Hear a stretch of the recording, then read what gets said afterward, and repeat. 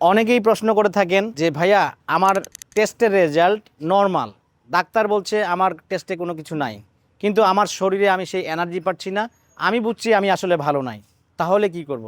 জি, আপনার টেস্টে আসলে ধরা পড়ছে না, আপনার টেস্ট রেজাল্ট হচ্ছে খুব ভালো দেখাচ্ছে, কিন্তু আপনার ভিতরে আপনি বুঝতেছেন যে আপনার সমস্যা আছে। কারণ কি?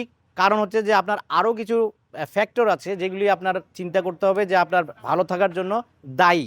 শুধুমাত্র আপনি টেস্ট করে যে রেজাল্ট দেখেই বুঝবেন যে আপনি অসুস্থ, সেটা ব্যাপারটা না। ব্যাপারটা হচ্ছে যে আপনার বডি আসলে আপনার সাথে কথা বলে, আপনার শরীর আপনার সাথে কথা বলে, সিগন্যাল দেয়, সেই সিগন্যালগুলো বোঝা। তো সেই সিগন্যালগুলো যদি আমরা বুঝি এবং সেই অনুযায়ী কাজ করি, তাহলেই কিন্তু আমরা সেইটা থেকে বেরোতে পারবো। অর্থাৎ আমার টেস্ট রেজাল্ট ভালো, কিন্তু আমি শারীরিকভাবেও ভালো। আবার একটা টেস্ট রেজাল্ট ভালো, কিন্তু আমি শারীরিকভাবে বা মানসিকভাবে ভালো নাই। তাহলে কারণ কি? কারণ আপনি দেখেন, আপনার খাদ্যাভ্যাসের মধ্যে সমস্যা আছে। আপনি ঠিক মতন ফাইবার, প্রোটিন আর কার্বোহাইড্রেটের ব্যালেন্স করছেন না। অ্যান্টিঅক্সিডেন্ট জাতীয় খাদ্য আপনার খাদ্যের মধ্যে নাই। আপনি বা ঠিক মতন ঘুমাচ্ছেন না। তো সেই ক্ষেত্রে আপনি মিনিমাম 6 থেকে 7 ঘন্টা ঘুমানোর কথা, আপনি হয়তো দেখা যাচ্ছে 3 থেকে 4 ঘন্টা ঘুমাচ্ছেন।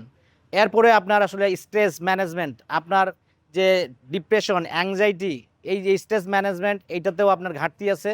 তো সেগুলি আসলে আপনার কারণ হতে পারে যে আপনি আসলে টেস্ট করছেন, ভালো থাকছেন, কিন্তু আপনার অনেক কিছুই ভালো নাই।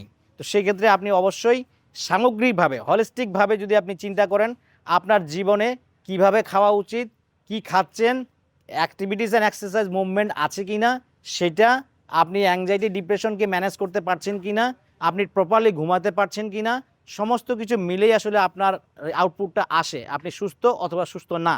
তো সেক্ষেত্রে আমরা মনে রাখবো, শুধুমাত্র আপনার টেস্টের রেজাল্ট ভালো এই কারণে আপনি সুস্থ থাকবেন, ব্যাপারটা কিন্তু তা না।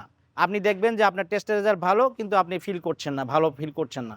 তো আসুন আমরা হলিস্টিকভাবে চিন্তা করি, হলিস্টিকভাবে অ্যাকশন নেই, যাতে করে আমরা একটা দীর্ঘদিন সুস্থ জীবনযাপন করতে পারি এবং আল্লাহর দেওয়া নিয়ামতগুলি উপভোগ করতে পারি। ভালো লাগে শেয়ার করবেন, আর যদি প্রশ্ন থাকে কমেন্টে প্রশ্ন করে জানাবেন। ধন্যবাদ।